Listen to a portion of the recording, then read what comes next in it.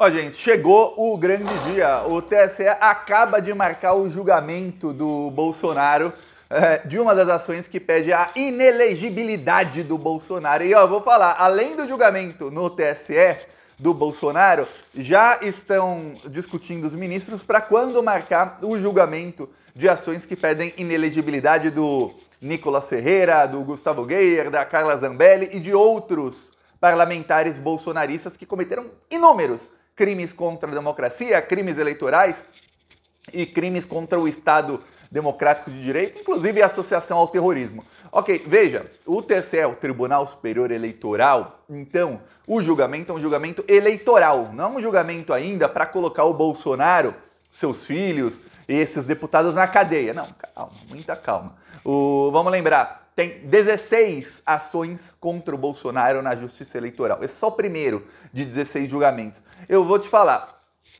pelos processos, eu estava dando uma olhada faz umas 2, 3 semanas, esses 16 processos, pelo menos 10 têm uma chance assim gigantesca, mas gigantesca eu vou falar de 90%, que tem muitas provas e indícios contra o Bolsonaro para que ele seja tornado inelegível. Então, lembre-se, a pena máxima é inelegibilidade por 8 anos. Você põe 10 processos, é muito tempo de inelegibilidade.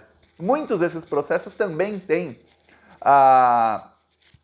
ali provas para que o Bolsonaro tenha que devolver muito dinheiro aos cofres públicos. Eu vou te dar um exemplo. As contas da campanha do Bolsonaro foram rejeitadas em milhões e milhões de reais.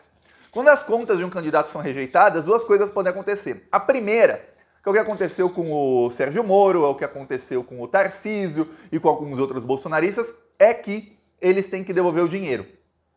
Por quê? Porque a parte das campanhas são pagas com o fundo eleitoral é dinheiro público. E aí pegam esse fundo eleitoral, fundo é dado aos partidos, os partidos distribuem aos candidatos, os candidatos vão lá e gastam milhões em locais onde ninguém sabe o que foi. Ou seja, muitos estão embolsando dinheiro público durante campanha. Isso é uma coisa que é conhecida, ó, desde que eu era criança. Eu lembro que eu morava no Guarujá, eu era criança, eu tinha adolescente, há 10, 12 anos. E eu lembro que tinha candidato que todo mundo sabia que o cara só entrava na campanha para pegar dinheiro. O cara, cada 4 anos era candidato, todo mundo sabia que ia perder, todo mundo sabia que ele não estava nem aí para ganhar, mas ele pegava e embolsava o dinheiro da campanha. Na época eu era criança, eu não entendia que a campanha é feita com dinheiro público. Então o candidato vai lá, gasta milhões numa gráfica, a gráfica não imprimiu nada. Ou ele vai lá, gasta milhões na gráfica, a gráfica imprime 1% dos santinhos ali para ele, e 99%, para falar que fez, e 99% não foi impresso. Por que não foi impresso? Porque a gráfica é de um amigo, ele vai lá, pega e fala, ó, gastei 1 milhão na gráfica. E embolsa 1 milhão. É isso. No caso do Bolsonaro, alguns dos processos envolvem dinheiro e ele vai, em algum momento, ter que devolver muito dinheiro aos cofres públicos. Não é pouco, não, é muito dinheiro. Mas o primeiro dos processos já tem julgamento marcado para a terça-feira que vem. Então prepara aí que terça-feira que vem, que dia vai ser? Vai ser dia 14, 15? Eu até vi aqui o calendário no relógio. E tá errado no calendário. Tá, então terça-feira, acho que é dia 14, né? O Bolsonaro vai ter aí o seu primeiro encontro com a Justiça. O Alexandre de Moraes já pautou, ele é o presidente do TSE. Esse é o julgamento de uma ação que pede a cassação do registro do Bolsonaro pela eleição e a inelegibilidade dele por conta dos atos do dia 8 de janeiro. Tinha uma expectativa de que isso fosse julgado essa semana, teria sido julgado na terça-feira, porém era muito pequeno. Eu nem quis fazer vídeo aqui antes disso, porque eu estava marcado para terça-feira, mas eu falei, não vão votar isso, vai ser adiado para daqui umas 2, 3 semanas ou para daqui um mês. Fiquei surpreso, bem surpreso, porque o Alexandre de Moraes pautou para a próxima terça-feira. Fiquei surpreso, eu achei que ia demorar pelo menos umas 2, 3 semanas ou realmente um mês ou até mais, mas não. Para a próxima semana já está aí o julgamento do Bolsonaro, isso é do caso do Bolsonaro. Então, marca aí na sua agenda que terça-feira, geralmente as sessões no TSE são às 19 horas, viu? Geralmente são às 19 horas. Vamos lembrar, os ministros do TSE, eles também são ministros de outras cortes superiores. STF, STJ, então tem sessão no STF toda terça, sessão da segunda turma do STF, tinha antes, agora é sessão do plenário. Então tem sessão. Então depois da sessão nas cortes superiores em que os ministros trabalham, eles vão ao TSE. Na verdade, vão ao TSE, é o seguinte, fica no mesmo prédio, fica tudo ali no prédio do STF.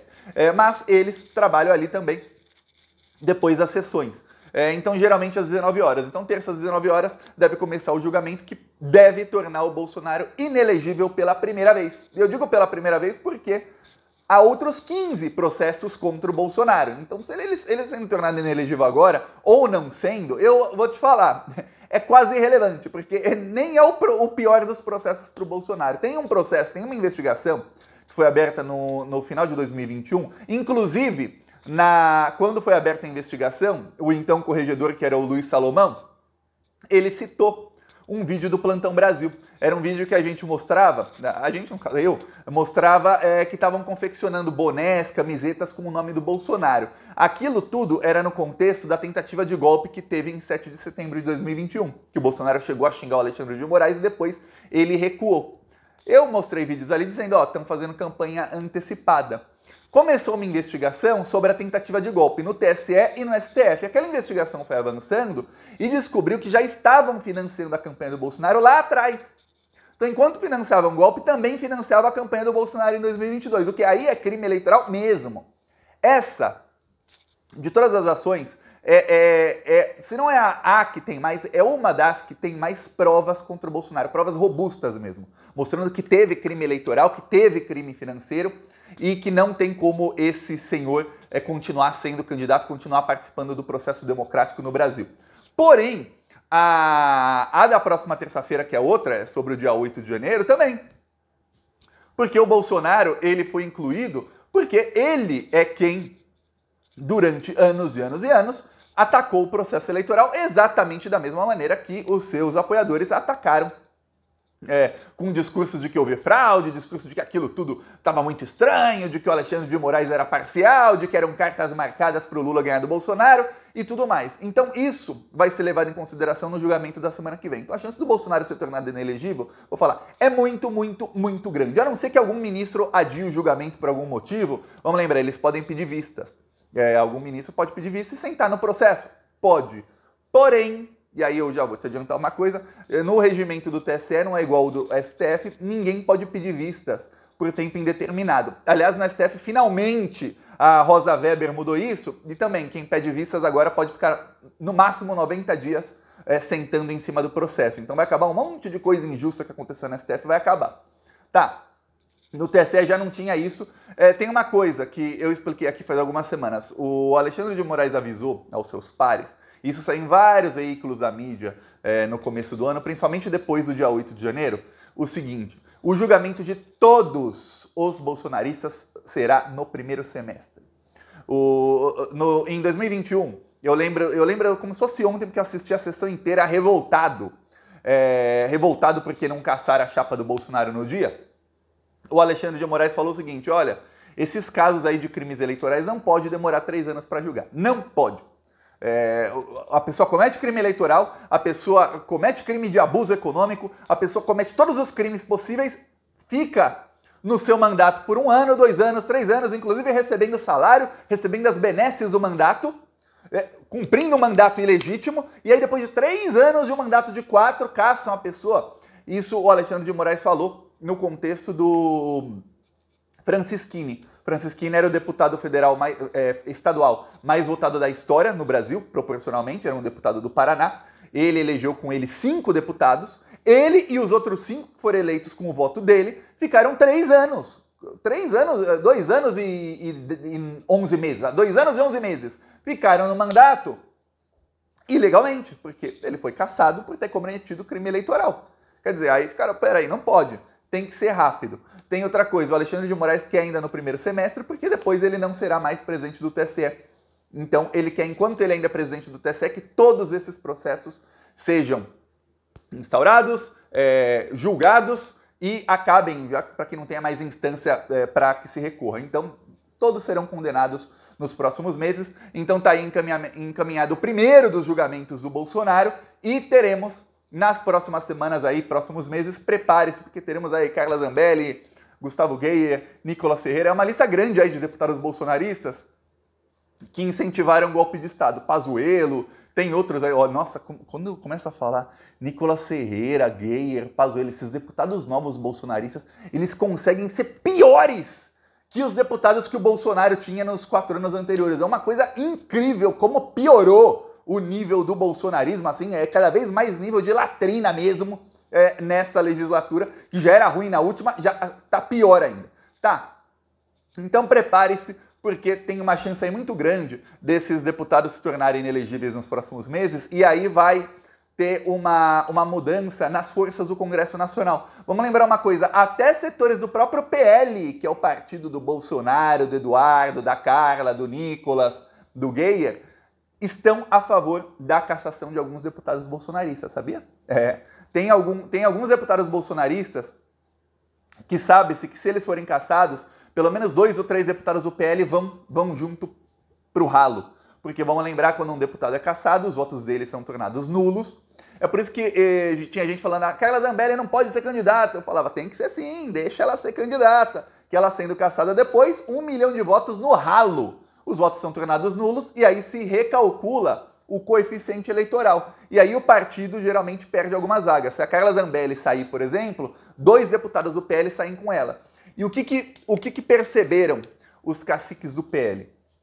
Eles perceberam o seguinte, os deputados bolsonaristas estão tentando tomar a maioria no partido para pegar todos os cargos e colocar os deputados do Centrão de lado.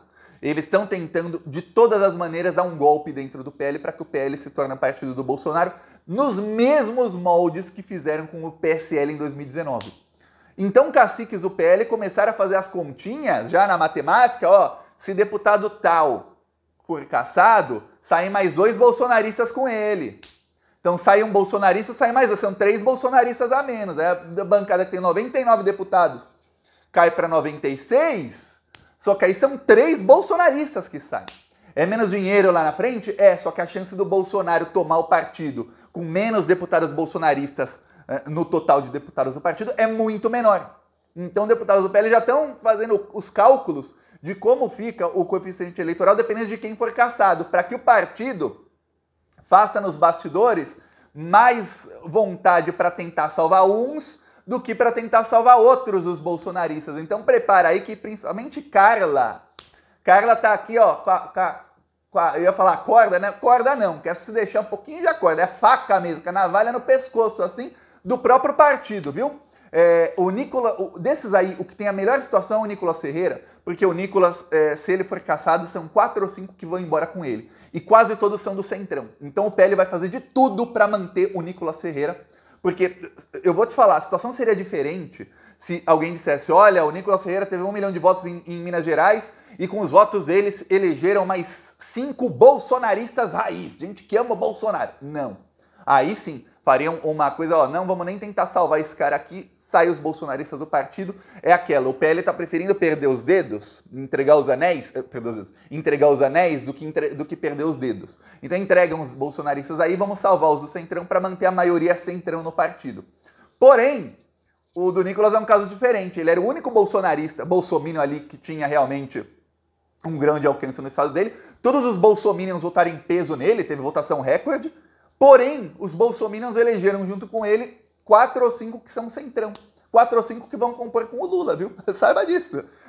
O bolsominion vai lá, votei no Nicolas, aí graças a isso, 4 ou 5 votos a mais pro Lula na Câmara dos Deputados. Porque o PL já tá começando as negociações com o Lula. Inclusive, um dos que está fazendo a ponte entre o PL e o Lula é o Ottoni de Paula. O Ottoni de Paula, que faz o quê? 6 meses? É isso? 6 meses? Foi que em agosto? Ele tava lá ameaçando o Lula de morte. Lembra disso? Ele falando que vou receber você na bala. Esse aí. O Ottoni de Paula é bolsonarista raiz e ele tem muita ligação entre os deputados do Centrão do PL, porque ele também é ligado à bancada evangélica. Então o PL e a bancada evangélica se tornaram muito próximos. Agora ele é quem está fazendo a ponte do governo Lula com o Centrão do PL. Ele foi o primeiro bolsominion raiz a pular do barco. Logo depois da eleição ele já pulou do barco. Não é tonto? Chegou a perder as redes sociais, tinha uma chance grande dele ir preso por uma época, ainda não sei, né, porque investigações contra ele ainda é investigado, vão avançando, não sei os crimes que ele pode ter cometido.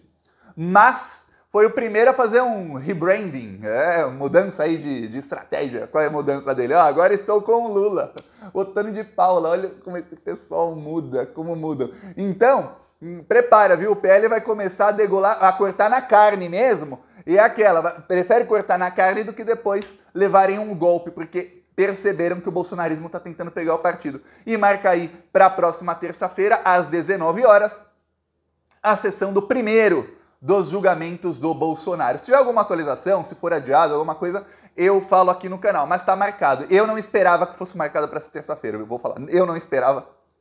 Eu esperava que o Alexandre de Moraes ia marcar para daqui 2, 3 semanas ou um mês. Não.